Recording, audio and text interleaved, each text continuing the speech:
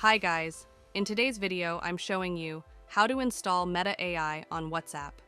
As you can see, I already installed the Meta AI in my WhatsApp, and you can see the search bar icon, Ask Meta AI or Search. And if you take a look on the bottom right, you will see a button of Meta. If I tap, here I can directly chat with Meta AI, and I will show you how can you install this Meta like me. The process is really simple, and you don't have to go anywhere and don't need to do any other thing. Just go back from here. Now close the WhatsApp application and open your Google Play Store or Apple Store. And after it opens, tap on the search bar icon, write WhatsApp, and search for it. And here you will see the WhatsApp application. Tap on it. And if your WhatsApp is not up to date, then update WhatsApp, then the Meta feature will be automatically enabled.